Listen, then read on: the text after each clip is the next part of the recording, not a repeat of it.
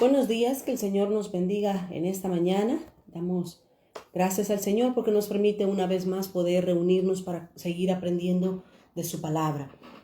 Como siempre, antes de poder abrir la palabra del Señor, quiero que vengamos en palabras de oración para que sea el Dios quien nos pueda hablar y ministrar en esta mañana. Muy buenos días, Carlita, bienvenida, Dios te bendiga. Perdonen que ya después cuando ya hemos iniciado ya no puedo saludar a todas, ¿verdad? Pero le doy gracias al Señor por la vida de cada uno de ustedes. Muy buenos días, vamos a dar inicio y vamos a entregar este tiempo en las manos del Señor. Vamos a orar juntos. Padre, te alabamos en esta hora. Te bendecimos y te exaltamos, Cordero de Dios, porque tú nos permites una vez más, como todos los miércoles lo hacemos, Señor, nos permite sentarnos a tus pies, poder abrir tu palabra, Señor, y poder aprender lo que tú tienes en tu corazón y en tu mente para nuestras vidas. Señor, necesitamos conocerte más. El tiempo se acorta, Dios mío. Las cosas que hay en tu mente y en tu corazón son buenas para tu pueblo, para tus hijos. Queremos estar en sintonía contigo. Queremos estar en sintonía con el cielo, Señor, para poder entender los tiempos en los que vivimos, para que podamos prepararnos a percibirnos, Señor, y poder ser parte de las cosas hermosas que tú quieres hacer por medio de tu pueblo, por medio de tu iglesia, para estos tiempos finales y estos tiempos postreros. Nos quedamos delante de ti y rogamos que tu Espíritu Santo sea quien hable a través de mi vida, que sea tu Espíritu Santo dejando una palabra escrita en la mente y en el corazón de tu pueblo, de tus hijos e hijas, Señor. En esta hora te honramos, te adoramos y te bendecimos, Cordero de Dios, y te damos toda gloria y toda honra debida a tu nombre. En el nombre de Jesús oramos. Amén, Señor, y amén. Muy buenos días nuevamente. Que el Señor les bendiga a todos. Hermana Yolanda, Dios le bendiga. Mabelita, qué bueno que esté con nosotros nuevamente con nosotros. Hermana Ermita también. Y muchas, Ernita también ya está con nosotros. No puedo dar a todos la bienvenida, pero gracias a todos por conectarse para la clase de este día. Vamos a entrar de inmediato a Juan capítulo 4. La semana pasada dimos inicio precisamente a lo que era el segundo discurso del Señor Jesús.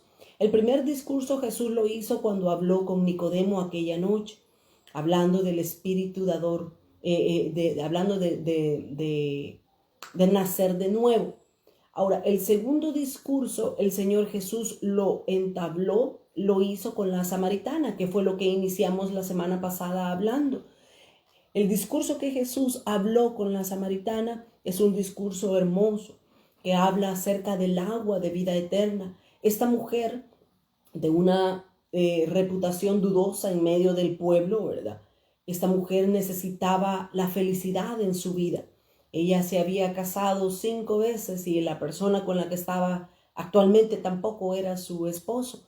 Mas, sin embargo, el Señor le habló un tema profundo, un tema hermoso con respecto a lo que es el agua de vida eterna. Es ese gozo, es esa felicidad que cada uno de nosotros anda buscando, quizás en las cosas materiales o en las personas, pero Dios es el único que puede saciar, el que puede llenar nuestras vidas con el espíritu dador de la vida. Así es que ese es el segundo discurso que el Señor Jesús hace con una mujer que vivía precisamente en una ciudad llamada Sicar en Samaria. La semana pasada estuvimos hablando todos estos detalles con respecto a este tercer discurso, pero nos quedamos en el versículo 27, el Evangelio de Juan, capítulo 4 y el versículo 27, continuamos básicamente hablando del segundo discurso del Señor Jesús con la mujer samaritana.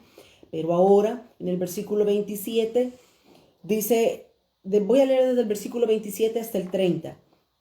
En esto vinieron sus discípulos. Jesús había estado hablando con la mujer samaritana. Si nosotros nos recordamos, había estado Jesús solo con la samaritana junto al pozo que estaba ahí, el pozo de Jacob. Habían estado hablando, conversando de cosas eternas, de cosas hermosas, de cosas proféticas. Incluso le habló Jesús a la mujer, porque Jesús le dijo proféticamente a la samaritana, mujer, créeme, que vendrá el tiempo, ni en este monte ni en Jerusalén adoraréis al Padre, porque el Padre anda buscando adoradores que le adoren en espíritu y en verdad. Y vimos la semana pasada que realmente eso se cumplió. se cumplió en la Samaritana, se cumplió en Jerusalén y se cumplió en el tiempo que Jesús estaba hablando, porque Jerusalén fue destruida en el año 70 después de la muerte de Cristo. Jerusalén fue completamente destruido, el templo fue destruido y ahora ya los israelitas, los judíos, hasta este momento, ellos no tienen un templo donde adorar a Dios. Están esperando ellos levantar el próximo templo. Faltan 2 templos más por ser construidos. El templo que va a ser construido en el tiempo donde el anticristo se va a levantar, donde el anticristo va a pedir que se le adore y va a haber la abominación desoladora de la que habló Daniel y de la que habló el Señor Jesús. Ese templo está por ser construido, pero hay un último templo que va a ser construido según nos narra Ezequiel. El profeta Ezequiel nos dice que el último templo que se va a levantar en esta tierra va a ser el templo del milenio, el templo donde el Señor Jesús juntamente con el rey David van a ser los que van a estar como líderes en ese templo milenial. Ahora, esto era la conversación que estaba hablando Jesús con la samaritana y eso lo vimos también la semana pasada en la clase. Pero en el versículo 27 continúa esta narración y dice: en esto vinieron sus discípulos y se maravillaron de que hablaba con una mujer. Sin embargo, ninguno dijo: ¿qué preguntas o qué hablas con ella? El motivo por el cual ese versículo está escrito es porque la tradición judía les enseñaba a los rabinos, a los maestros, como Jesús les enseñaba, que ellos no podían tener una conversación con ninguna mujer. Ellos no podían entablar conversaciones con personas que no conocían, y menos si fuera una mujer. Así es que por eso los discípulos, cuando regresaron donde Jesús, ellos se extrañaban, porque ellos decían en su mente: ¿qué está haciendo Jesús, un rabino, un maestro, hablando con una mujer? Porque para ellos creían que una mujer no era capaz, no era lo suficientemente inteligente como para entender las cosas que ellos hablaban. Cuestiones culturales, cuestiones de costumbre que el Señor Jesús precisamente vino a romper, vino a quebrantar todo tipo de legalismo, todo tipo de religiosidad. El Señor Jesús vino a quebrantarlas, porque Jesús estaba hablando con una mujer, y no solamente con una mujer, sino con una mujer que en la sociedad de ese momento todos la tenían de menos. La hora normal en que las mujeres venían al pozo a sacar agua era a las primeras horas del día, donde estaba fresco, o al final del día, cuando también el sol ya había bajado. Pero muestra de que esta mujer no era muy aceptada por la sociedad es que ella vino a buscar agua al pozo en la hora de la mediodía, a las 12 del mediodía. Vino esta mujer a buscar agua, porque no quería estar juntamente con las otras mujeres que la rechazaban por su condición y su forma de comportarse. Así es que los discípulos vinieron donde estaba Jesús, y los discípulos se asombraron de que Jesús hablaba con una mujer, pero no preguntaron absolutamente nada. Y luego dice el versículo 28. Entonces la mujer dejó su cántaro y se fue a la ciudad y dijo a los hombres: venid, ved a un hombre que me ha dicho todo cuanto he hecho. ¿No será este el Cristo? Entonces salieron de la ciudad y vinieron a él. A mí me da mucha emoción al ver todas estas detalles y todas estas cosas que la Escritura nos habla, porque básicamente Samaria era una ciudad despreciada por los judíos ortodoxos. Hablamos la semana pasada cómo ellos preferían irse mejor por Perea para subir a Galilea, pero no pasar por Samaria. La mujer samaritana era una mujer despreciada por todos. Mas sin embargo, Dios el Padre tenía una herencia para su Hijo en esa ciudad. Y miren cómo es el corazón de Dios, la bondad de Dios, que Dios no hace acepción de personas, como su palabra lo dice. Así es que Dios el Padre escogió nada más y nada menos que a esta mujer samaritana para que ella pudiera recibir el agua de vida eterna, pero no solamente para salvación de ella, sino que esta mujer corrió a la ciudad y comenzó a pregonarle a todos que ella había encontrado al Cristo, que ella había encontrado al Mesías. Así es que esta samaritana básicamente se hizo evangelista dentro de su propia ciudad.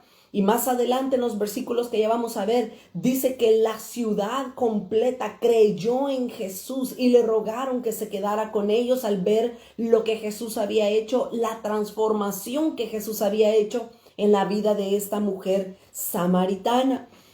El versículo 31, estoy en Juan 4:31, dice: y entre tanto los discípulos le rogaban diciendo: Rabí, come. Los discípulos habían ido a la ciudad por provisión, por alimentos para poder traerle a Jesús. Pero cuando Jesús llegó, Jesús ya estaba saciado. Cuando los discípulos llegaron donde Jesús, Jesús ya estaba satisfecho. Ya estaba saciado aún de su mismo estómago. Y dice el versículo 32, Él les dijo: yo tengo una comida que comer que vosotros no sabéis. Miren qué impresionante las palabras de Jesús. Dice el versículo 33. Entonces los discípulos decían unos a otros: ¿le habrá traído a alguien de comer? Y Jesús, conociendo, Él conoce toda la mente, el corazón de las personas, dice que Jesús les dijo: mi comida es que haga la voluntad del que me envió y que acabe su obra. Qué hermoso es ver cómo Jesús era sostenido en hacer la voluntad de Dios. Todas las necesidades de Jesús quedaban satisfechas. Que nosotros, mis amados hermanos, como hijos de Dios, como representantes de Dios aquí en la tierra, podamos tener este mismo sentir también que tenía Jesús.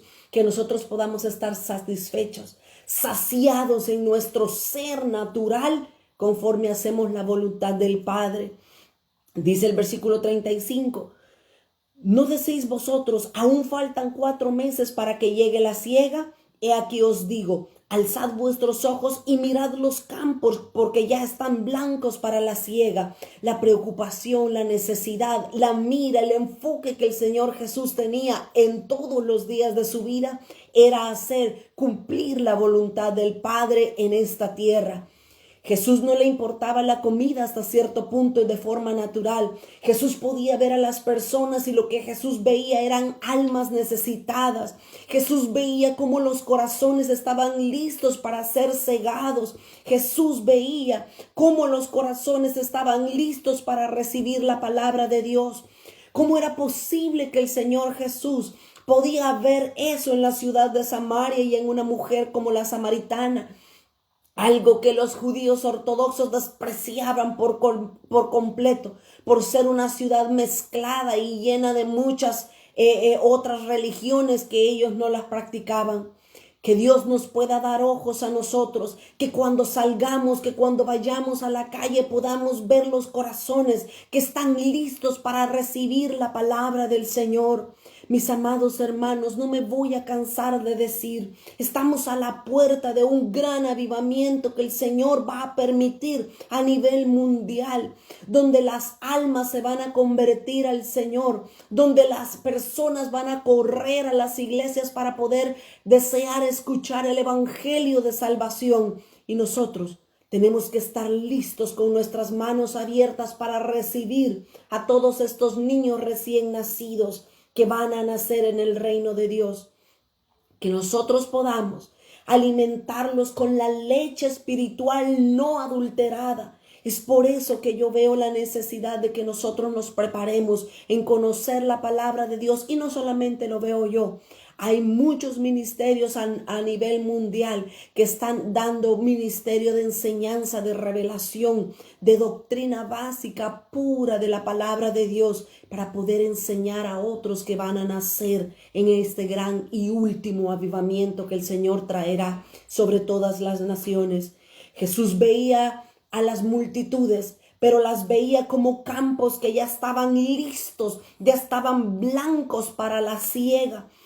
Y dice en el versículo 36, y el que siega recibe salario y recoge fruto para vida eterna, para que el que siembra goce juntamente del que siega. Ahora, aquí hay un principio bien hermoso que el Señor Jesús está hablando en el versículo 36. Y Él está poniendo un ejemplo de lo natural. Dice Jesús, el que siega recibe salario. Y esto es algo natural, esto es algo que sucede en lo natural, pero también es un principio espiritual. Todo el que ciega recibe salario. Hay una recompensa que Dios le da a todos aquellos que están haciendo la obra con Él. Pero aquí es donde a mí me gusta quebrar aquello que nosotros muchas veces pensamos. Porque cuando nosotros hablamos de salario y vemos de una recompensa, inmediatamente nosotros decimos, pues Dios me va a bendecir, Dios me va a dar a mí, Dios me va a dar casa, Dios me va a dar carros, Dios me va a dar grandes iglesias, Dios me va a dar aviones para volar a las naciones. No, el Señor Jesús habla de una recompensa, de un salario que se le va a dar a todo aquel que haga la obra con Él. Pero no necesariamente está hablando de un salario de dinero. No está hablando el Señor de dinero o de moneda específicamente.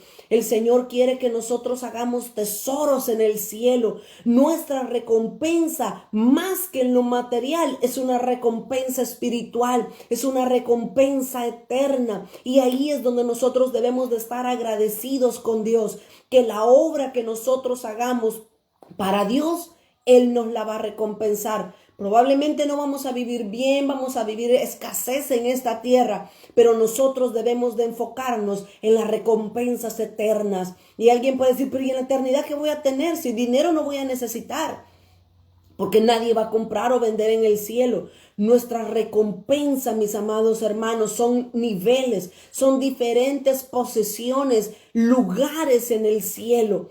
He dicho un montón de veces en diferentes clases, en el cielo hay diferentes rangos, diferentes herencias que nosotros podemos obtener, y la Biblia nos habla mucho con respecto a las herencias espirituales en el cielo. Eso es lo que nosotros debemos de desear, que Dios recompense la obra, el trabajo que nosotros hacemos por Él en su reino, pero que Él nos la recompense en los cielos, que nuestra herencia, que nuestro galardón pueda ser mayor que quizás el de otros. Y esto en ningún lugar, en ningún momento nos debe de llenar de orgullo, porque es Dios quien prepara herencia para nosotros. Es Dios. Dice el Salmo capítulo 2 y el versículo 7 y 8. Pídeme y te daré como herencia las naciones, dice Dios.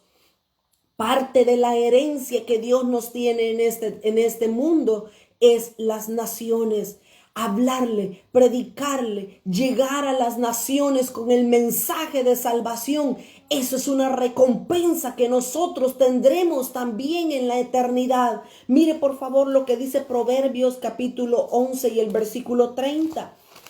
Proverbios 11:30 nos dice la escritura: el fruto del justo es árbol de vida, y el que gana almas es sabio. Mire qué hermoso el lugar y la posición que le da el Señor al que gana almas. Ven que la escritura no necesariamente cuando habla de una recompensa o de un pago para hacer la obra de Dios, no está hablando necesariamente de dinero. Dios está hablando que somos sabios. Dice que es árbol de vida. Es vida eterna la que nosotros cosechamos cuando hablamos de Cristo. Esa es nuestra recompensa. Esa es nuestra herencia. Nuestro galardón en el cielo es grande. La palabra de Dios nos habla de galardón, grande galardón y galardón en sobremanera grande, dice la palabra de Dios. Ahora, ¿qué clase de galardón queremos nosotros tener en el cielo? ¿Simplemente un galardón o un galardón grande o un galardón en sobremanera grande? Mis amados hermanos, la eternidad, el cielo es algo mucho más grande de lo que nuestra mente puede entender o puede comprender ahora en día. Que nosotros podamos entender por medio de la palabra de Dios las cosas que Dios tiene reservadas para nosotros por toda la eternidad. Déjeme decirle aún más. En la eternidad vamos a seguir creciendo en la palabra de Dios. ¿Vamos a tener esta Biblia? Probablemente sí, probablemente no. No lo sabemos a ciencia cierta. Pero vamos a tener al dador de la vida. Vamos a tener al maestro frente a nosotros por toda la eternidad para que Él nos continúe enseñando todas las verdades que hay en su corazón. El apóstol Pablo dijo que él había ido al tercer cielo y cuando él estuvo en el tercer cielo, vio cosas, entendió cosas que no le es permitido a la mente humana poderlas entender. Para que tengamos una idea que cuando estemos en el cielo vamos a seguir comprendiendo a Dios, la profundidad de la mente y del corazón de Dios, vamos a seguirlo entendiendo a Él. Uno de los ministerios que por la eternidad va a seguir vigente va a ser precisamente el ministerio del maestro. ¿Sabe por qué? En el cielo no vamos a necesitar pastores, no vamos a necesitar evangelistas, porque no van a haber iglesias, tampoco van a haber almas que no se hayan convertido. En el cielo no vamos a necesitar profetas, porque nadie va a poder decir así dice Dios. Sí vamos a tener a la revelación frente a nosotros, pero sí vamos a necesitar maestros que nos sigan enseñando las revelaciones que Dios tiene para nuestras vidas.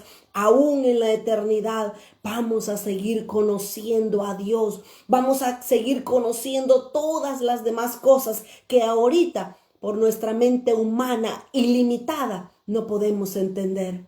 Qué hermosa va a ser la eternidad. Y déjeme decirle, estamos cerca de todo eso. Cerca. Pero acuérdese que entre la eternidad y el tiempo en el que nosotros estamos viviendo ahora, hay un periodo de 1000 años en el cual nosotros podemos entrar, podemos ser parte del milenio y reinar juntamente con Cristo. Si nos preparamos, si somos aptos y calificamos para entrar al milenio. Después que el milenio termine, entonces comienza la eternidad y vamos a vivir eternamente con nuestro amado Señor, lo que hemos deseado, anhelado y para lo que nos hemos preparado en esta tierra. Amén, amén. Que todos nosotros podamos ser maestros de justicia, que enseñen en el milenio a las generaciones que van a nacer en el milenio, que les enseñen las verdades preciosas y poderosas que el Señor nos ha dejado en su palabra, pero también por la eternidad, que podamos seguir aprendiendo y enseñando a otros de lo que Dios tiene para nosotros. Así es que el Señor Jesús, regreso a Juan capítulo 4, el Señor Jesús dice en el versículo 36, el que ciega recibe salario, y nuestro salario no necesariamente es económico, no necesariamente es en esta tierra. Nuestro salario, mejor salario debe de ser en la eternidad. Las herencias, los galardones, las recompensas que Dios tiene preparados para todos nosotros. Y luego dice el versículo 37, porque en esto es verdadero el dicho, uno es el que siembra y otro es el que ciega. Yo os he enviado a cegar, dice el Señor, lo que vosotros no labrasteis, otros labraron y vosotros habéis entrado en sus labores. Y muchos, dice el versículo 39, aquí está donde vemos el resultado del trabajo que la mujer fue a hacer en medio de la ciudad después de que Cristo la transformó, la convirtió, después de que Cristo sanó y sació la necesidad de esta mujer de felicidad. Dice el versículo 39, y muchos de los samaritanos de aquella ciudad creyeron en él, creyeron en Cristo por la palabra de la mujer. Después de haber sido una mujer despreciada, que nadie quería oírla, que nadie quería verla, que nadie quería estar con ella, todos escucharon la palabra de esta mujer que daba testimonio diciendo, me dijo todo lo que he hecho. Entonces vinieron los samaritanos a él y le rogaron que se quedase con ellos. Y Jesús se quedó 2 días. 2 días. El número 2 nos habla de testimonio en la palabra de Dios, pero también el número 2 nos habla de los 2000 años del período de la iglesia, donde Cristo va a estar en medio nuestro, por medio de su Santo Espíritu. Cristo va a estar hablando de las cosas que vendrán. Cristo va a estar enseñando en los 2000 años, que es el período que se le ha dado a la iglesia. Cristo va a estar en medio nuestro para mostrarnos las cosas que están por venir. Y dice el versículo 41, y creyeron muchos más por la palabra de él. Y decían a la mujer: ya no creemos solamente por tu dicho, porque nosotros mismos hemos oído y sabemos que verdaderamente este es el Salvador del mundo, el Cristo. ¡Qué tremendo! Miren, mis amados hermanos, una ciudad, Samaria, despreciada por los judíos ortodoxos, religiosos, una ciudad despreciada que no querían ni siquiera pasar por esa ciudad. El Padre tenía una herencia hermosa, tenía un pueblo escogido en medio de las naciones paganas.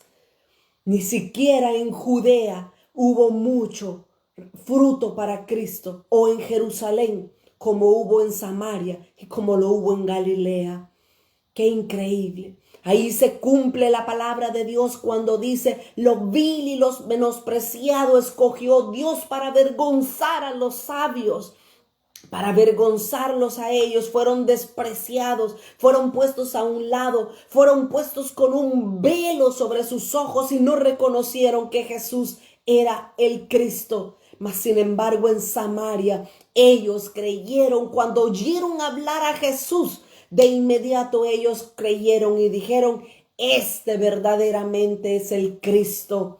Imaginémonos, guardemos nuestro corazón, que nosotros no vayamos a ser extremadamente religiosos para no creer y no recibir la palabra que Dios tiene para nuestras vidas.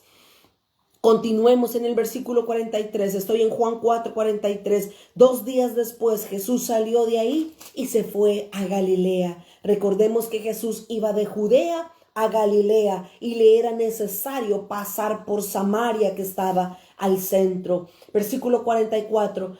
Porque Jesús mismo dio testimonio de que el profeta no tiene honra en su propia tierra. En Jerusalén y en Judea no hizo muchos milagros Jesús porque no le creían. Habían demasiados sacerdotes religiosos que no creían que Él era el Cristo, que Él era el Mesías, ni tampoco creían en las obras y en los milagros que Él hacía. 45. Cuando vino a Galilea, los galileos le recibieron, habiendo visto todas las cosas que había hecho en Jerusalén en la fiesta, porque también ellos habían ido en la fiesta. Galilea, mis amados hermanos, era una ciudad también como Samaria, llena de muchos gentiles, de mucha mezcla, había mucha religiosidad, habían otras religiones ahí establecidas. De hecho, cuando nosotros estudiamos la vida de Cristo, dijimos que a Galilea se le llamaba Galilea de los gentiles. Se le llamaba a Galilea una ciudad despreciada por la clase de personas que vivían ahí. Pero déjenme darles un dato bien interesante. 11 de los discípulos de Jesús, Jesús los escogió de Galilea. Imagínense, una vez más vemos a Jesús que no escogió de Israel, de Judea o de Jerusalén, de donde estaba la capital religiosa de los judíos. No, Jesús fue a Galilea y escogió a 11 de sus discípulos, los escogió de Galilea, con excepción de Judas Iscariote. Por eso se le llamaba Judas Iscariote, porque era de una ciudad llamada Quiriot, donde venía Judas. Y esta ciudad de Quiriot era una ciudad de muy mala reputación. Eran personas muy asesinas las que vivían ahí. Y de ahí vino nada más y nada menos que Judas, por supuesto el traidor. Así es que Jesús, sus 11 discípulos, los escoge de Galilea. En Galilea las personas que vivían ahí se dice que eran personas muy cálidas, personas entusiastas, emotivas y muy afectivas. Así es que así eran 11 de los discípulos de Jesús, con excepción de Judas Iscariote. Pero continuemos. Ahora, desde el versículo 46 hasta cerrar el capítulo 4, ahí nosotros entramos a ver la segunda señal de Jesús. Si nosotros nos recordamos, Jesús hizo 7 señales importantes que nos estaban mostrando una verdad espiritual a nosotros. La primera señal que Jesús hizo en el Evangelio de Juan fue cuando convirtió el agua en vino. Y vimos todas las implicaciones y todo el significado espiritual que eso habla para nuestras vidas. Pero la segunda señal que Jesús hizo es precisamente esta, la sanidad de aquel centurión, del hijo del centurión. Versículo 46, entremos a ver la segunda señal y pongámosle atención para ver la verdad espiritual que Dios quiere hablar para nosotros. Dice Juan 4:46. Vino pues Jesús otra vez a Caná de Galilea, donde había convertido el agua en vino, donde hizo su primer milagro. Y había en Capernaum, oiga, un oficial del rey cuyo hijo estaba enfermo. No se nos habla, la escritura no nos habla mucho con respecto a este oficial del rey. Simplemente se dice que era un oficial que estaba al servicio de Herodes Antipas. Vivía en una ciudad distante de donde Jesús estaba en ese momento. Jesús estaba en Caná de Galilea. Y este centurión vino desde Capernaum, vino hasta donde Jesús estaba en Caná. Eran unas 15 millas, unos 25 kilómetros para los que nos ven en Centroamérica y en otros países, unas 15 millas de distancia. Y este centurión vino, dejó su casa, dejó su hijo enfermo, lo dejó para venir y encontrarse con Jesús en Caná de Galilea. No le importó la distancia, pero a pesar de ser un hombre que tenía un alto rango, porque era un centurión en servicio de Herodes Antipas, él no le importó su rango. Él corrió cuando oyó que Jesús estaba en Caná. Él corrió a encontrarse con Jesús. Y dice en el versículo 47, cuando oyó que Jesús había llegado a Judea, de Judea a Galilea, vino a él y le rogó. No le importó la posición que él tenía en la milicia donde él se movía. Él llegó donde Jesús, siendo un gentil. Él llegó y se postró delante de Jesús y le rogó. Le dijo a Jesús, desciende y sana a mi hijo que está a punto de morir. Miren, mis amados hermanos, lo que yo pude ver en la vida y en el corazón de este centurión, que no le importó nada. No le importó viajar, no le importó su rango, su posición que tenía en ese momento. No le importó que él era un gentil, que él no pertenecía al pueblo escogido de Dios que es Israel. No le importó nada. Él salió corriendo y él sabía que el único que podía ayudarle en su necesidad era aquel que había venido de Judea a Galilea, era Jesús. Así es que le ruega, se postra ante Jesús y le ruega y le dice, desciende y sana a mi hijo que está a punto de morir. Nosotros podemos ver que el corazón de ese hombre estaba triste, dolido, estaba compungido porque estaba viendo a su hijo que estaba en una condición donde nadie podía responderle, ni mucho menos ayudarle. Pero vemos la respuesta que Jesús le da cuando aquel centurión sale corriendo y se postra delante de él pidiéndole ayuda. Dice el versículo 48, Jesús le dijo, pareciera incongruente la respuesta que Jesús le da al centurión, pero en realidad Jesús no le estaba respondiendo al centurión. Jesús le estaba respondiendo a las demás personas que estaban con él en ese momento. Y esto nos da también a nosotros un mensaje para que entendamos. Jesús entonces le dijo, si no viereis señales y prodigios, ¿no creeréis? Mire, el Señor Jesús reprendió no tanto al centurión porque Jesús conocía lo que había en el corazón de ese centurión. Porque más adelante Jesús ve la fe que había en su corazón para recibir su milagro. Pero Jesús se dirige a las personas que estaban ahí y les dice, necesitan ver señales para creer que yo soy el Cristo. Vaya por favor conmigo a Juan capítulo 20 y el versículo 29. Juan 20, 29 dice la escritura. Jesús le dijo a Tomás, porque me has visto, Tomás, ¿crees? Y Jesús le dice, Bienaventurados los que no vieron y creyeron. Mis amados hermanos, hay algo que Jesús nos está queriendo dejar a nosotros muy claro con este versículo, con este segundo milagro que es una señal que Jesús está haciendo. Jesús nos quiere dar a demostrar a nosotros que como hijos de Dios no necesitamos ver señales para creer que Él es el Cristo. Quienes necesitan ver señales son las personas que están inconversas en el mundo. Ellos necesitan ver señales para creer en Jesús, pero nosotros como hijos de Dios no necesitamos señales, porque nosotros por fe creemos y no por vista. Aquí el cuidado que nosotros tenemos que tener es el que yo siempre les he advertido. Mis amados hermanos, el anticristo se va a levantar, la Trinidad satánica se va a levantar en los últimos días que estamos a punto de enfrentarnos.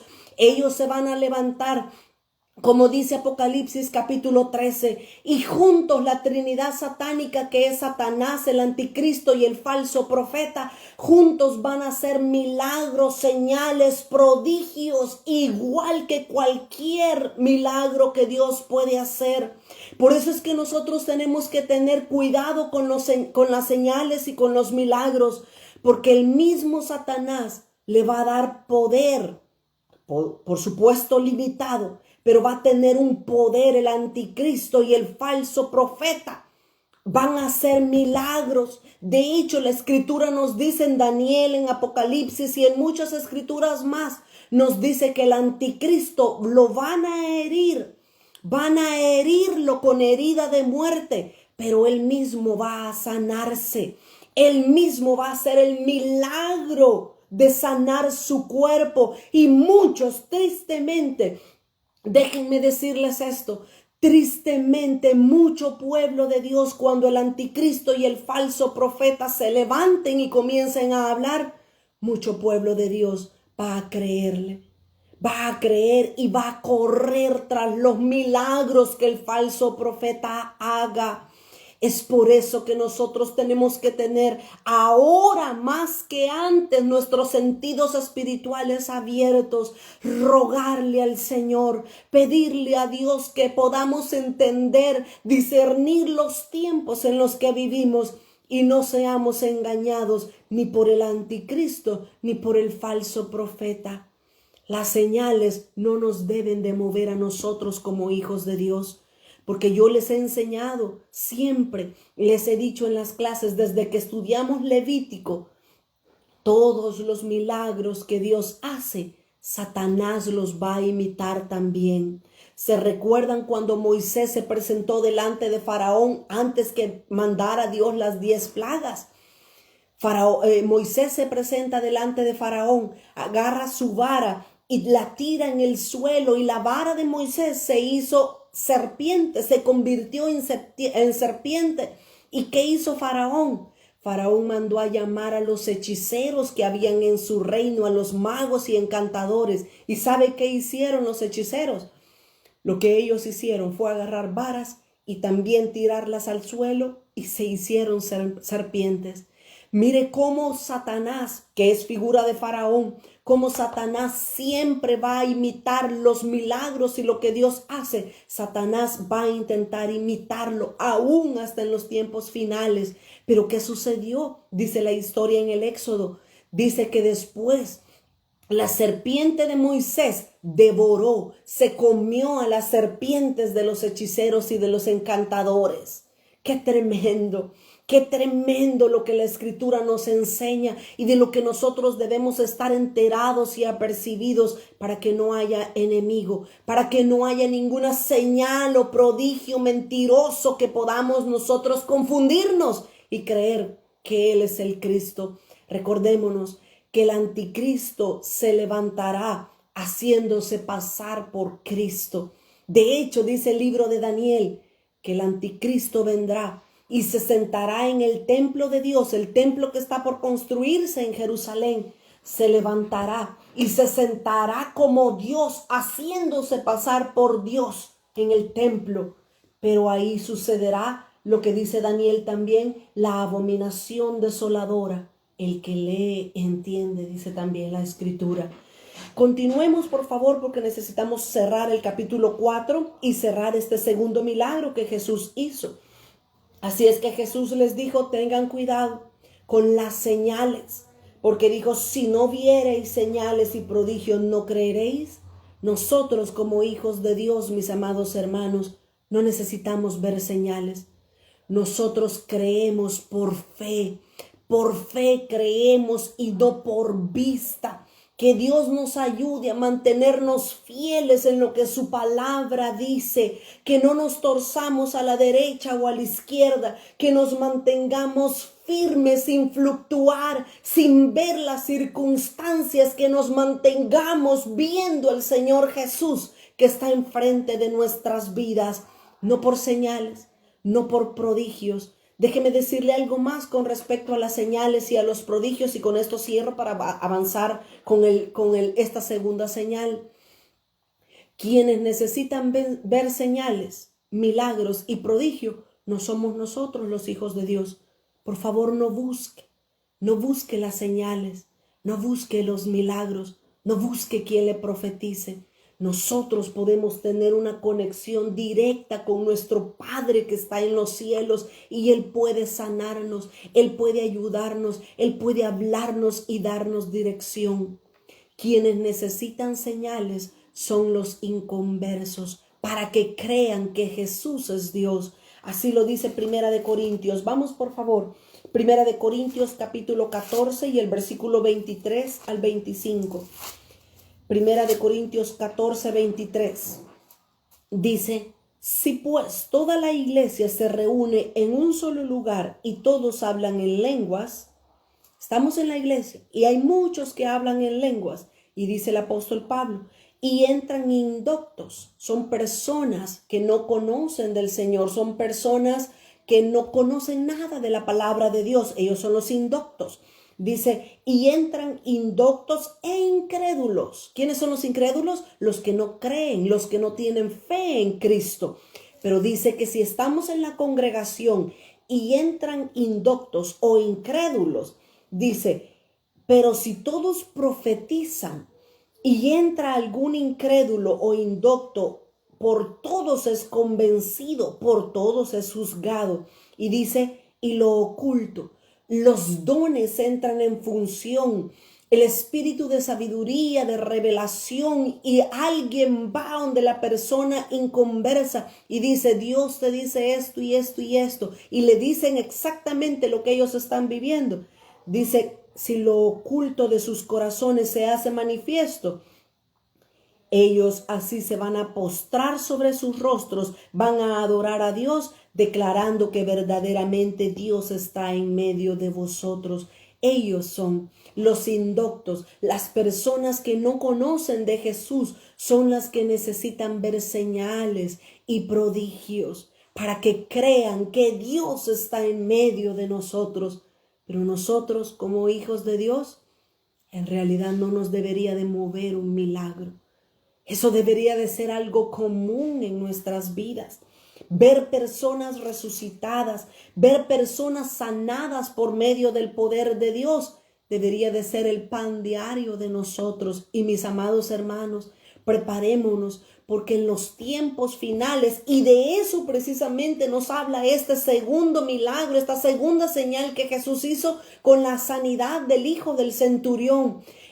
En los postreros tiempos, los milagros van a ser tales que ni siquiera vamos a necesitar ir donde están las personas, sino que aquí donde nosotros estamos simplemente vamos a hablar la palabra como Jesús lo hizo, y los milagros van a suceder, los milagros van a llevarse a cabo por el poder, por la autoridad, por la investidura que tenemos de parte de Dios, simplemente como Jesús lo hizo con esta señal. Él va a hablar y las personas van a sanar por el poder de la palabra de Dios. Continuemos con esta segunda señal que Jesús hizo. Dice Juan 4 y el versículo 49.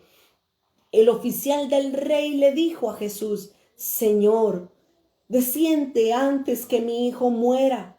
Y Jesús le dijo, mire, sin hablar mayor palabra, Jesús no necesitaba descender, Jesús no necesitaba hacer mayor cosa, sino que simplemente Jesús dijo, ve, regresa, tu hijo vive. Es todo lo que Jesús dijo y el hombre creyó. Aquí hay algo importante que nosotros tenemos que unirle a la palabra que nosotros hablamos. Jesús le dice, ve, tu hijo vive. Jesús habló, pero hay un ingrediente esencial que se debe de adjuntar a la palabra que Dios habla y es fe. Dice que el hombre creyó a la palabra que Jesús le dijo y se fue. El centurión se regresó, pero no se regresó triste porque Jesús no había bajado a su casa. Gracias, amor. Jesús no había descendido a su casa. Jesús habló la palabra con autoridad y con poder, pero el centurión le agregó fe a esa palabra. ¡Qué poderoso milagro! Y dice, cuando ya él descendía, cuando el centurión descendía, sus siervos salieron a recibirle y le dieron nuevas diciendo, tu hijo vive. Entonces él les preguntó, ¿a qué hora ha comenzado a estar mejor? Y dice que le dijeron, ayer a las 7 le dejó la fiebre. Permítame por favor detenerme un momento acá porque aquí hay algo poderosísimo. Mis amados hermanos, Jesús habla la palabra y mire lo que dice aquí Juan 6:63. Juan 6:63 dice, y el Espíritu es el que da vida, dice Jesús. La carne para nada aprovecha. Las palabras, dice Jesús, las palabras que yo os he hablado son espíritu y son vida. Cuando Jesús nos da una palabra, cuando Él abre su boca y suelta una palabra, esos son espíritus que inmediatamente van y hacen lo que Jesús dice. Pero eso también sucede con nosotros como hijos de Dios. Por eso debemos de tener cuidado con lo que nosotros hablamos. En la lengua, en la boca tenemos el poder de la vida o de la muerte, dice el apóstol Santiago. Cuando nosotros hablamos, no debemos hablar muerte, debemos hablar vida, debemos hablar la palabra acompañada de fe para poder hacer lo que Dios quiere hacer y que los milagros puedan suceder a través de nuestras bocas, a través de nuestras vidas. Ahora, esta segunda señal que Jesús hizo de la sanidad de este hijo del centurión nos está hablando del tipo de milagros que van a suceder en los tiempos que están a punto de suceder. Esta tercera señal está hablando del poder de la palabra que hay. Está hablando, mis amados hermanos, de lo que sucederá en el avivamiento que estamos hablando. Dice que exactamente el hijo del centurión se sanó a las 7. Ayer a las 7 p.m. dice. A las 7 de la noche se sanó y el número 7 nos está hablando de plenitud, de perfección, pero también el número 7 nos está haciendo referencia a los tiempos finales, a los tiempos postreros, a los últimos 7 años que la iglesia va a experimentar. Van a ser 7 años gloriosos, pero también van a ser 7 años de pruebas, de dificultades, porque la tribulación va a suceder a la mitad de los 7 años. Así es que este milagro nos está hablando del poder de sanidad que va a haber, no solamente cuando impongamos las manos sobre los enfermos, sino que también cuando nosotros hablemos la palabra, las personas van a estar al otro lado del mundo, en otra ciudad, en otro lugar, pero cuando nosotros hablemos, oremos por ellos, el poder de Dios se va a manifestar sobre nuestras vidas y ellos van a recibir los milagros que están necesitando, porque las palabras que Cristo habla son espíritu y son vida. De eso nos está hablando esta segunda señal. Nos está hablando, mis amados hermanos, del poder que va a haber en los tiempos postreros por medio de nuestras palabras. ¿Se recuerdan cómo los discípulos sanaban a las personas en el tiempo del Pentecostés? Cuando inició la iglesia. ¿Se recuerdan cómo ellos sanaban? Dice que la sombra de los discípulos sanaba a las personas, ni siquiera tenían que tocar a nadie. Dice también en el libro de los Hechos que traían las ropas, los delantales de las personas enfermas y los apóstoles ponían sus manos sobre las ropas de las personas enfermas. Y llegaban, regresaban y ponían la ropa por la que los apóstoles habían orado y ellos recibían sanidad. Eso es una muestra para que veamos las cosas, los tipos de milagros que van a suceder en estos tiempos que están por venir. Mis amados hermanos, la iglesia será gloriosa. La iglesia de Cristo mostrará en ella el poder de Dios a través de ella. Los milagros que están a punto de suceder nos van a dejar anonadados, nos van a dejar sorprendidos de las cosas que Dios hará. Por eso necesitamos prepararnos para poder experimentar la gloria de Dios fluyendo a través nuestra. De eso entonces nos habla esta segunda señal que el Señor Jesús hizo. Terminemos este capítulo 4, versículo 53. El Padre entonces entendió que aquella era la hora en que Jesús le había dicho, tu hijo vive. Y creyó por medio de ese milagro que creyó el centurión y luego creyó toda su casa. Y dice el 54, esta es la segunda señal que hizo Jesús cuando se fue de Galilea. Qué hermosas. Hay 7 señales que Jesús hace en el libro de Juan, en el Evangelio de Juan, que tienen un mensaje para nosotros. Esta segunda señal, al igual que la primera señal que fue la de las bodas de Caná, nos están hablando de algo futuro, algo por venir que está relacionado entre la iglesia y el poder que ha de manifestarse sobre la iglesia de Cristo. Entremos ahora al capítulo 5. Capítulo 5 del Evangelio de Juan. Ahora aquí tenemos la tercera señal, la segunda señal, pero ahora vamos a ver la tercera señal. Y esta señal es no menos importante y no menos significativa que las otras dos. Capítulo 5. Después de estas cosas había una fiesta de los judíos. Esta fiesta no se dice específicamente qué fiesta era, pero la mayoría de los estudiosos concuerdan que esta fiesta se refería a la Pascua.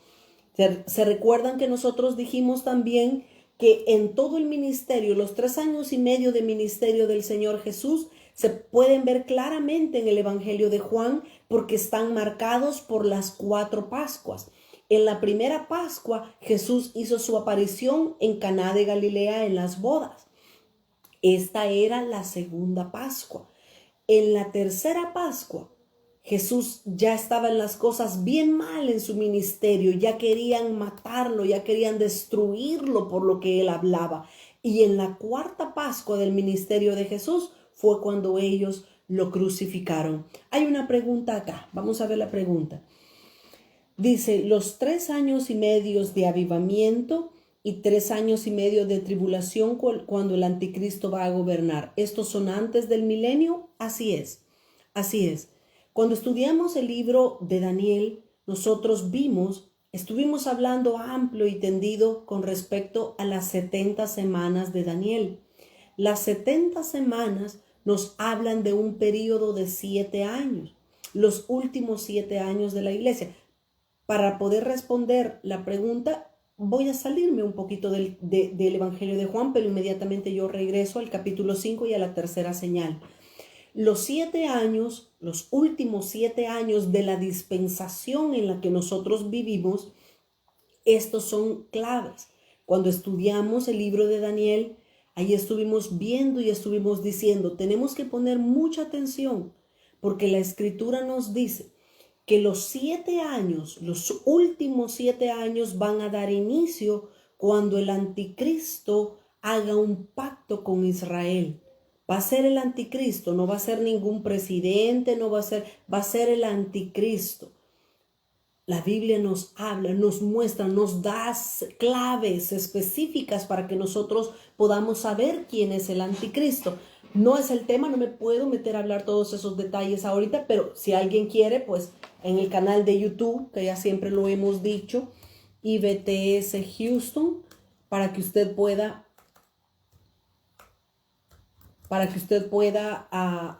estudiar el libro de Daniel. Ahí lo acabo de escribir, IBTS Houston en YouTube. Ahora, los últimos 7 años van a iniciar cuando el anticristo haga un pacto con Israel, un pacto de paz, un pacto de que no va a haber guerra entre ellos.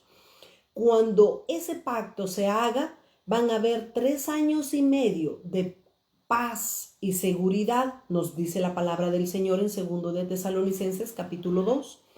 Pero allí para la iglesia va a comenzar el avivamiento.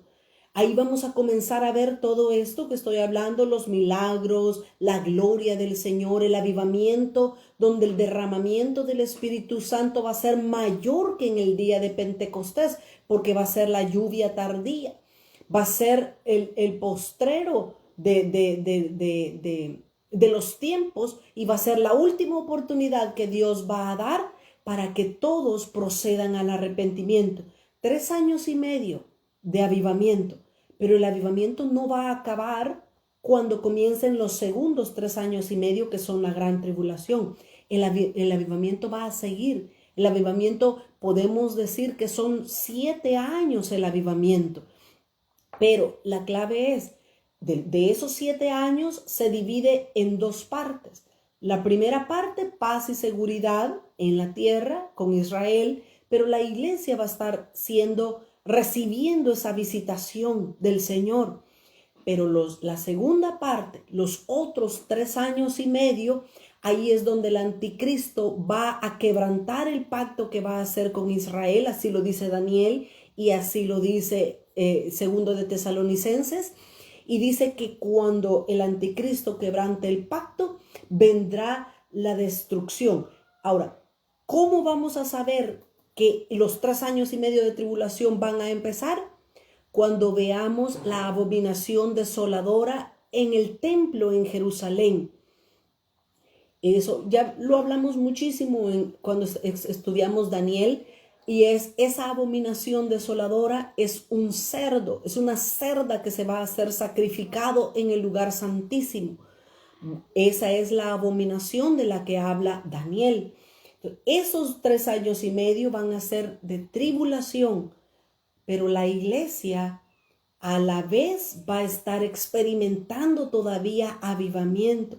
Aún en medio del avivamiento van a haber personas que se conviertan, pero lo que yo he dicho antes y lo que dice la palabra de Dios, no hay de qué temer. Nosotros como cristianos no podemos tenerle temor a la tribulación. Solo para que quede claro, leo lo que dice Apocalipsis capítulo 12.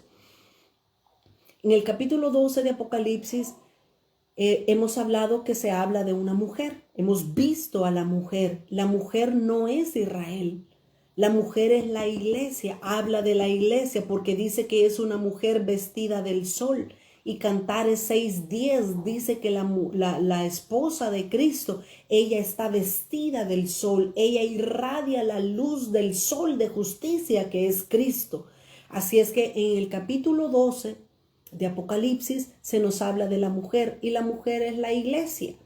Pero luego, si nosotros leemos todo este capítulo, tiene claves bien importantes. Pero dice que en el versículo 6, Apocalipsis 12:6 dice, y la mujer huyó al desierto. ¿Quién es la mujer? Es la iglesia. Pero dice que la mujer, como ya estaba la tribulación, dice que en el capítulo 5 fue el rapto, ¿ok? En el capítulo 5 fue el rapto del hijo varón. Ellos van a ser raptados. No es toda la iglesia la que va a ser raptado. Es el hijo varón que es raptado. Pero la mujer, que es el resto de la iglesia, ella dice que huye al desierto, el versículo 6, donde tiene lugar preparado por Dios, para que allí la sustenten por 1260 días. Y si nosotros hacemos las matemáticas y contamos cuántos son 1260 días, son exactamente 3 años y medio. ¿A dónde va a estar la iglesia? Guardada por Dios en el desierto. Dios va a preparar un lugar para la iglesia para que sea preservada. Esto lo vuelve a repetir el Señor aquí en el versículo 14, Apocalipsis 12:14. Dice, y se le dieron a la mujer, a la iglesia, se le dieron las 2 alas de la gran águila para que volase delante de la serpiente. El dragón está queriendo atacar a la iglesia. La serpiente, que es un símbolo de Satanás, del anticristo, ataca a la iglesia. Pero dice la palabra del Señor aquí en Apocalipsis 12:14, que Dios le dará las alas a la iglesia, las alas de la grande águila, para que ella vuele, para que ella escape, para que la serpiente no le haga daño, no le haga nada. Dice, le dio las alas, las 2 alas de la grande águila, para que volase delante de la serpiente al desierto, a un lugar donde donde es sustentada por un tiempo y tiempos y la mitad de un tiempo. Aquí concuerda con el versículo 6 que acabamos de leer. Un tiempo es un año, tiempos son 2 años y la mitad de un tiempo son 3 años y medio. Concuerda con lo mismo que dice el versículo 6 y con todo lo que dice Daniel. Ahora, esa es una muy buena pregunta. ¿Quién es el hijo varón? Mis amados, si quieren saber quién es el hijo varón, venga la próxima semana. No, son bromas.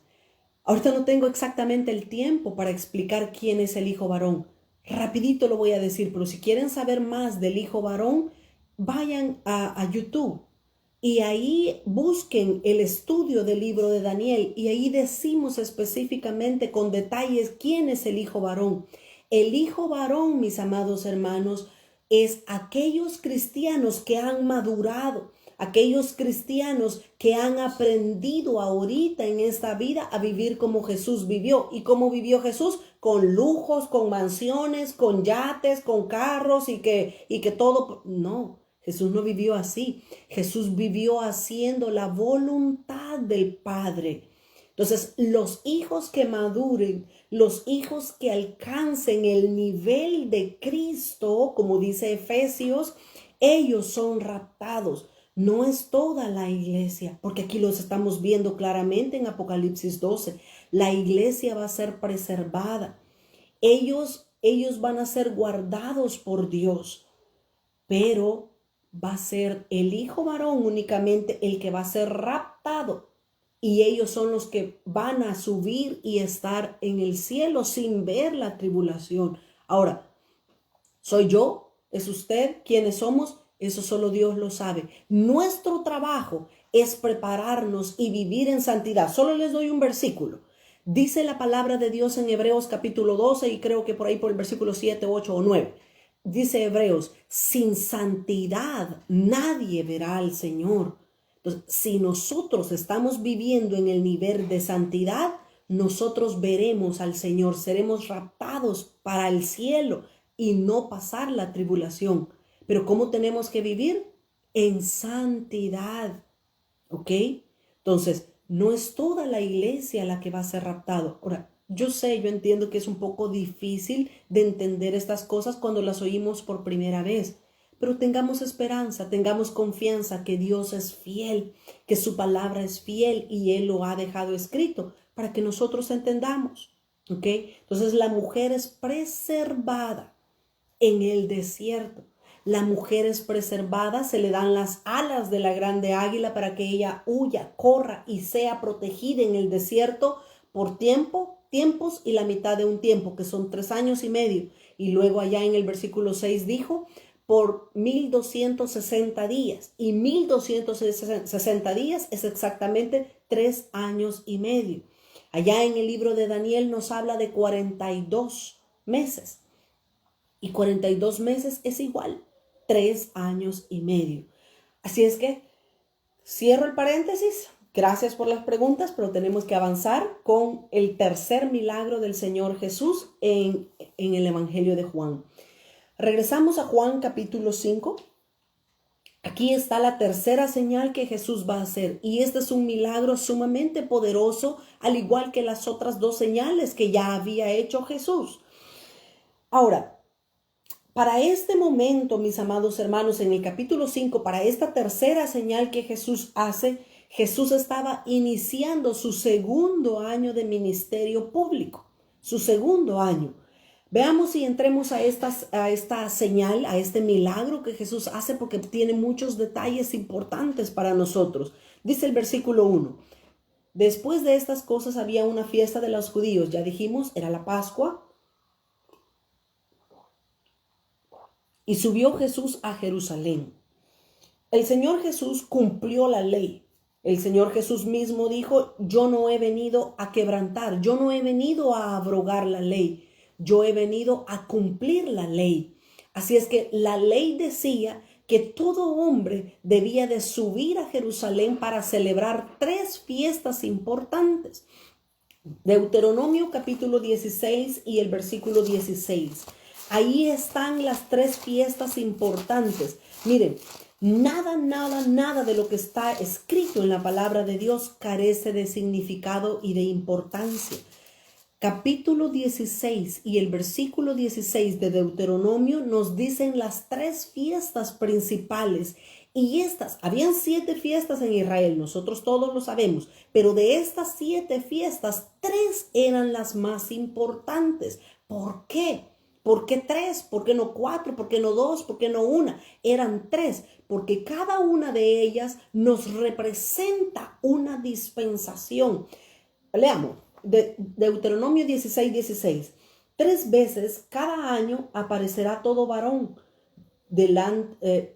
tuyo delante de Jehová tu Dios en el lugar que él escogiere. ¿Cuáles 3 veces? La primera, la fiesta solemne de los panes sin levadura, que es la Pascua. Acuérdense que la Pascua y los panes sin levadura se celebran juntamente al mismo tiempo. Luego, en la fiesta solemne de las semanas, la fiesta de las semanas era otro nombre que se le daba al Pentecostés, porque se contaban 50 semanas desde que salieron de Egipto, 50 semanas. Por eso se le llamaba la fiesta de las semanas, Pentecostés. Y dice, y la fiesta solemne de los tabernáculos. 3 fiestas principales. Ninguno se presentará delante de Jehová con las manos vacías. Jesús subió al templo, subió a Jerusalén en estas 3 fiestas.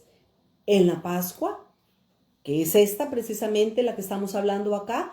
Luego en la fiesta de Pentecostés y en la fiesta de los tabernáculos. Quiero terminar de decir esto para leer la pregunta que está acá. Estas 3 fiestas nos están hablando de tiempos para la iglesia. La Pascua representa a Cristo. Cristo Jesús, dice Primera de Corintios, dice el apóstol Pablo, que Cristo es nuestra Pascua, que por nosotros ha sido crucificado, ha sido derramada su sangre. Cristo es la Pascua. Pero el Pentecostés, el Pentecostés nos habla de la dispensación de la gracia, de la dispensación de la iglesia, que son 2000 años. Es Pentecostés. ¿Y por qué decimos eso? Porque cuando la iglesia inició, la iglesia primitiva nació justo después que Jesús murió, resucitó y subió al cielo. Ellos recibieron la promesa del Padre, que era la llenura del Espíritu Santo.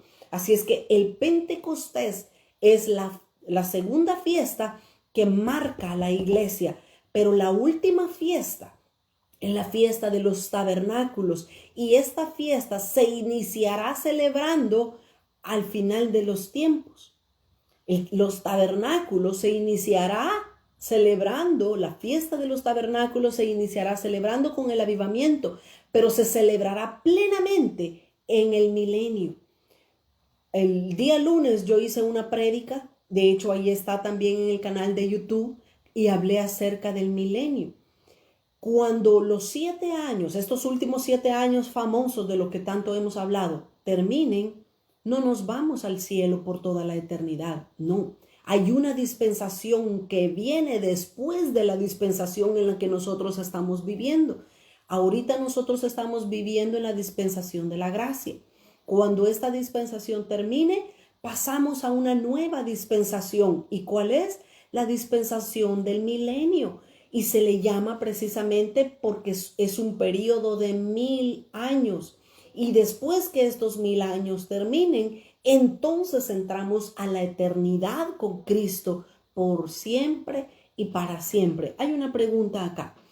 ¿Tiene algo que ver los 3 años y medio del ministerio de Cristo con los 3 años y medio? Buenísimo punto. Por eso es que digo, nada de lo que está en la Biblia carece de propósito. Tiene mucho que ver. Tiene los 3 años y medio de ministerio de Jesús. Nos están hablando precisamente de los 3 años y medio de gloria, de avivamiento, pero también de los 3 años y medio de tribulación que la iglesia va a pasar. La tribulación no son 7 años. No, la tribulación son 3 años y medio únicamente. Y luego dice, ok, así es. Es muy correcto lo que la deducción que has sacado, Carla, es muy correcto. Es así. Esos 3 años son muy significativos. Por eso es que digo, la iglesia no tiene nada de qué temer. Si no, entonces, ¿a dónde quedaría el capítulo 91 de los Salmos? Lea detenidamente el Salmo 91 y va a ver que todo eso se cumple no solamente ahorita, no solamente cuando estamos en problemas, sino que el Salmo 91 se cumple en el tiempo de la tribulación. ¿Saben por qué? Porque ahí lo dice el Salmo 91. Dice que vamos a hollar. Voy a irme al Salmo 91. Salmo 91. Este Salmo 91 va a cobrar mayor fuerza y cumplimiento cuando sea la tribulación. El que habita al abrigo del Altísimo morará bajo la sombra del Omnipotente. Todo lo que ustedes saben ya del Salmo 91. Pero dice el versículo 13. Sobre el león y el áspid pisarás, hollarás al cachorro del león y al dragón. Aquí nos está hablando el versículo 13, Salmo 91, 13, nos está hablando de la Trinidad satánica. Dice que la iglesia va a estar bajo el abrigo del Altísimo. Las alas, se recuerdan que decía Apocalipsis. Y dice el versículo 13 que la iglesia va a poner sus pies sobre el león. ¿Quién es el león? Es Satanás, porque dice la Biblia que Satanás anda como león rugiente viendo a quién devorar, pero dice que hollarás al cachorro de león. ¿Y quién es el cachorro de león? El hijo de león, el bebé, la cría de león. ¿Y quién es? El anticristo. ¿Y quién es el áspid? El áspid es el falso profeta. Y dice, y ya el dragón es Satanás. ¿Ven cómo la escritura se complementa? No hay de qué temer.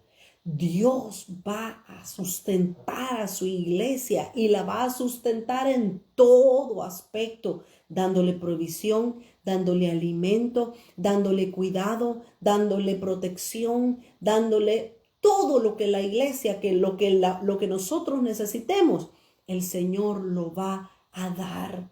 Así es que tenemos que entenderlo, tenemos que estar conscientes de que la iglesia tiene que pasar. Ahora, como les he dicho en otras ocasiones, mi esposo me ha enseñado algo. Hay que prepararnos para lo peor y que venga lo mejor. Si nosotros vivimos en santidad, hay gran posibilidad de que seamos arrebatados como el hijo varón. Que de hecho, el hijo varón lo dio a luz la mujer, así dice Apocalipsis 12 y el versículo 15. Así es que si no queremos ver todas estas cosas, preparémonos a vivir en santidad ahora mismo vivamos en santidad y el Señor en su soberanía, Él va a decir, véngase. ¿Se recuerdan Enoc? ¿Qué pasó con Enoc? Enoc dice que Dios lo traspuso para no ver el juicio que iba a venir en el tiempo de Noé. Fíjense lo que la palabra nos enseña. Enoc fue transpuesto para no ver muerte. Enoc es figura del rapto del hijo varón, pero Noé recibió el juicio. ¿Pero qué pasó en medio del juicio? Noé fue preservado y Noé es figura de la iglesia que hizo un arca que fue guardado mientras todos alrededor murieron. Noé y su familia estaba preservado. Noé y su familia estaba guardado por Dios. Y Jesús cita precisamente la historia de Noé en el capítulo 24 de Mateo. Dice Jesús, así como fue en los días de Noé, así sucederá en la venida del Hijo del Hombre. Estaban casándose, dándose en casamiento, todo lo demás, pero tenemos que ver qué es lo que estaba sucediendo en el tiempo de Noé. Enoc, arrebatado, el hijo varón. Noé entró en el juicio, pero fue preservado por Dios. Tenía alimento, tenía tranquilidad, estaba dentro del arca. Dios estaba guiando el arca. Y el resto de la descendencia, como dice Apocalipsis 12 y como dice la historia de Noé, el resto de la descendencia muere. Dice Apocalipsis 12 y en los últimos versículos, dice que el resto de la descendencia de la mujer, que es la iglesia, ellos van a morir, dice. Van a ser el dragón, el anticristo, el falso profeta, Satanás, va a hacer guerra en contra de ellos. Termino ya este punto. Me quedan 10 minutos para poder entrar al capítulo 5 y ver el tercer milagro, la tercera señal que el Señor Jesús hizo. Esta tercera señal tiene igual un mensaje oculto para nosotros y para el pueblo de Israel. Tristemente Israel no lo entendió. Nosotros por la gracia del Señor lo vamos a entender qué es lo que Jesús estaba diciéndoles a ellos, a Israel, pero también para nosotros. Dice el versículo 2, Juan 5 y el versículo 2. Y hay en Jerusalén, cerca de la puerta de las ovejas, un estanque llamado en hebreo Betesda, el cual tiene 5 pórticos.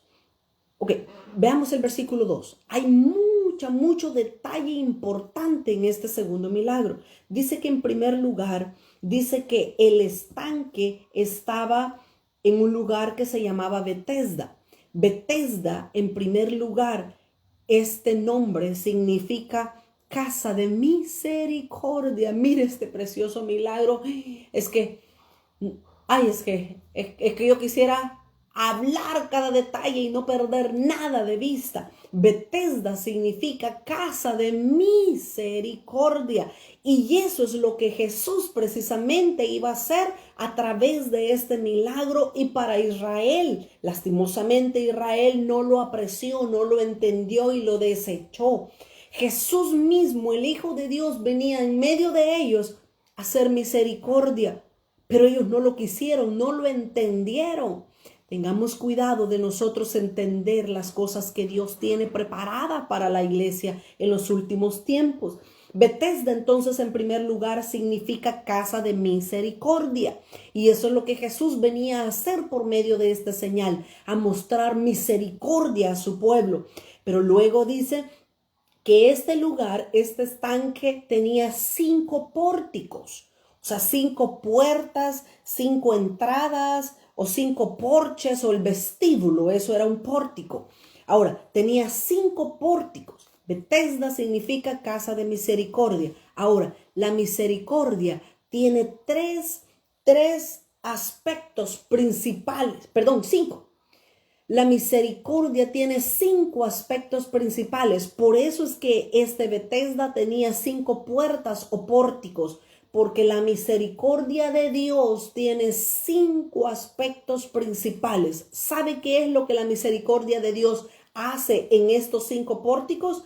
Veámoslos. En primer lugar, los 5 aspectos de la misericordia de Dios son salvación, sanidad, provisión, liberación y paz. No es casualidad que eran 5 puertas. Estos son 5 aspectos de la misericordia de Dios que Él hace para con nuestras vidas. Los vuelvo a repetir para todos aquellos que están escribiendo. Salvación, sanidad, provisión, liberación y paz. Son los 5 aspectos que están dentro de la misericordia de Dios. Salvación, sanidad, provisión, liberación y paz. Por eso es que nos habla de 5 puertas. Son 5 puertas que Dios también ha abierto por su misericordia para nuestras vidas. Dios nos ha dado salvación, Dios quiere darnos sanidad. Mis amados hermanos, Cristo murió en la cruz del Calvario. Dice Isaías 53 que por sus llagas hemos sido nosotros curados. Créalo, créalo, tenga fe, tenga esperanza, reciba su sanidad completa y total, porque Dios en su misericordia ha provisto sanidad para su pueblo, para sus hijos, para nosotros, pero también provisión. Dios es Jehová Jireh, Dios es nuestro proveedor, Dios nos va a sustentar en todas las áreas. Liberación también. Dios no quiere a ninguno de sus hijos o sus hijas, no nos quiere atados. Hay personas que están atadas por la ansiedad, por la depresión. Hay personas que están atadas por muchos pecados y cosas. Dios quiere traer liberación. La misericordia de Dios para su pueblo incluye libertad. Y por último, paz. ¿Cuánto necesitamos la paz de Dios que sobrepasa todo entendimiento en medio de estos tiempos tan turbulentos que estamos viviendo? Y mis amados, esto apenas es el principio. Cuando nosotros estudiamos Mateo capítulo 24, ahí está clarito que Jesús dice, esto es principio de dolores. Todavía no ha venido la tribulación. Cuando venga la tribulación vamos a decir, me acuerdo cuando estábamos en pandemia, eso era fácil, vamos a decir.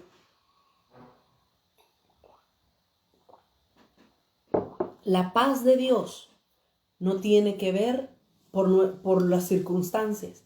La paz de Dios es algo con lo que Dios nos quiere llenar a pesar de la turbulencia que hay en nuestras vidas. ¿Se recuerdan a Jesús?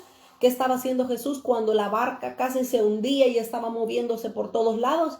¿A dónde estaba Jesús? Dormido, con una gran paz. Así debemos de estar nosotros, en paz. En medio de todo el caos alrededor, nosotros tenemos que estar llenos de paz.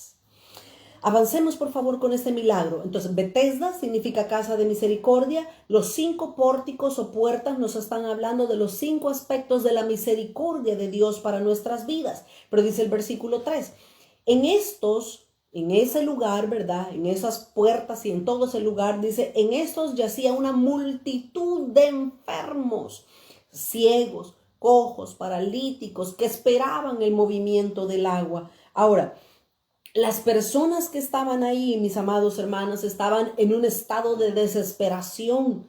Estaban esperando por un milagro para su problema. Así estaban todas esas personas. ¿Y eran poquitas? No, eran muchas. Era una multitud de personas, dice.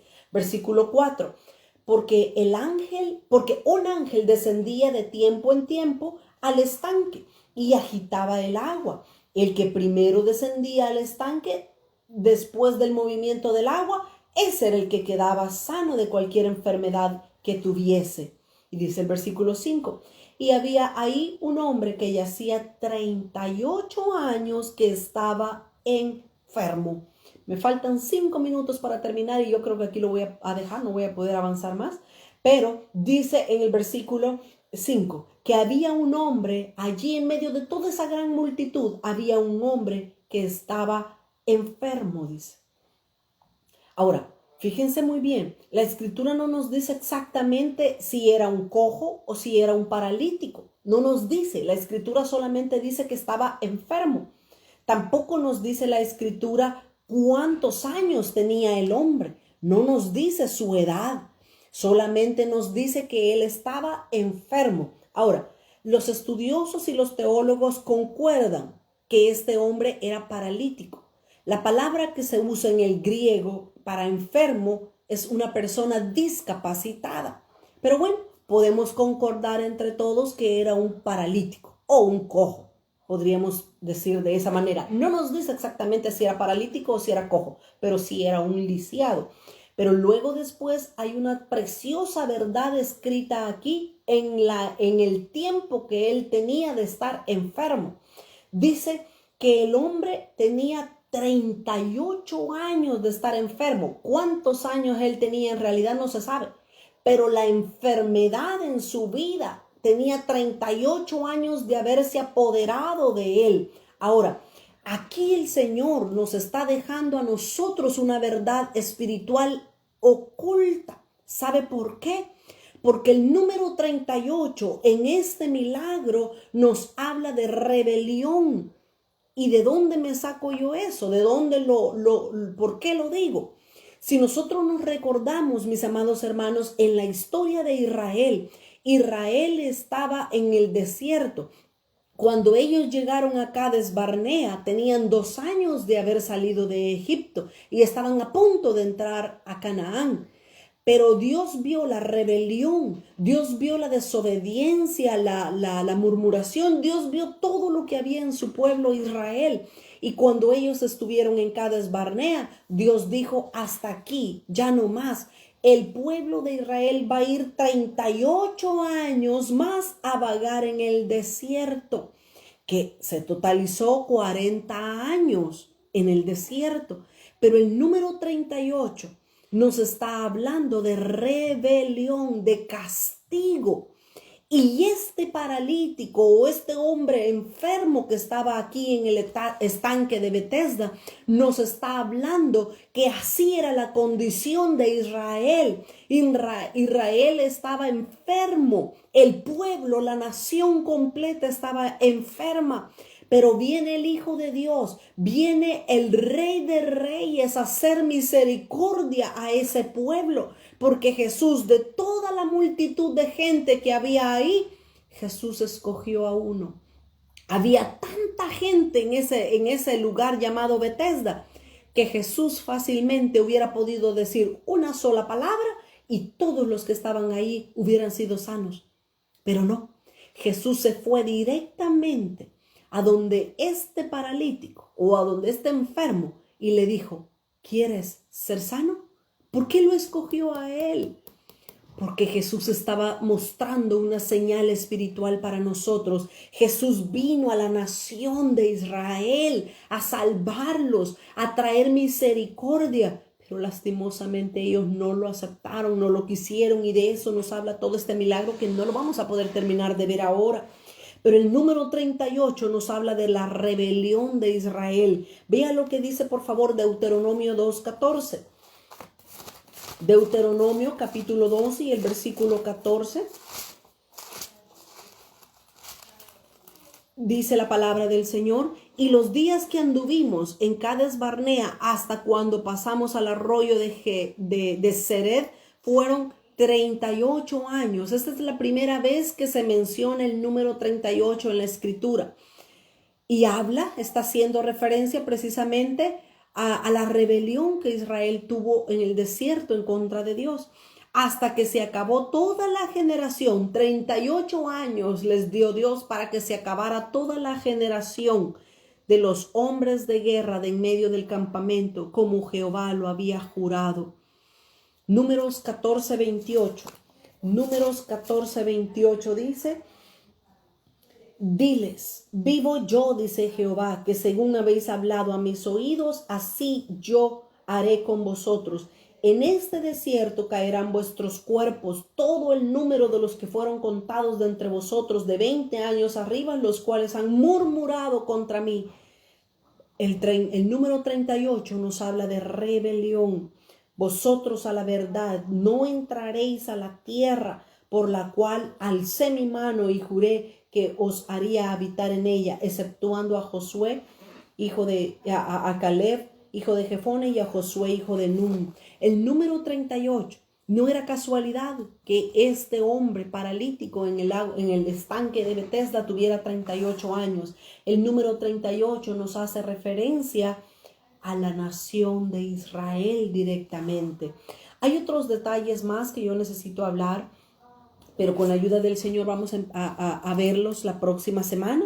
El tiempo se me ha terminado. Necesitamos orar y darle gracias al Señor porque Él ha sido bueno para con nosotros y nos ha permitido una vez más abrir su palabra y ser enseñados por Él. Démosle gracias al Señor. Aleluya, Señor. Te damos gracias en esta hora, Padre. Tú nos has permitido poder entender tu palabra, Señor, poder aprender un poco más de lo que tú tienes escrito en tu palabra. Danos un corazón entendido, Señor. Danos un espíritu dócil y fácil para que nosotros podamos ser enseñados por ti, por medio de tu Santo Espíritu. Sella, Dios mío, esta palabra en nuestros corazones y que puedas tú prepararnos para encontrarnos contigo, Señor. Enséñanos a vivir en santidad. Enséñanos a vivir, Jesús, como tú vivías, agradando al Padre, haciendo la voluntad del Padre en cada día, en cada momento de tu vida.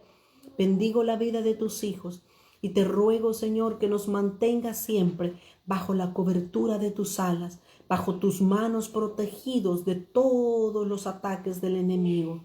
Te damos gracias y te bendecimos. Amén, Señor, y amén. Mis amados hermanos, muchas gracias por estar con nosotros conectados en esta mañana con la clase. El próximo miércoles a las 10:30 de la mañana, una vez más, vamos a estar juntos para seguir aprendiendo de la palabra del Señor. Que tengan un bonito día. Hasta pronto.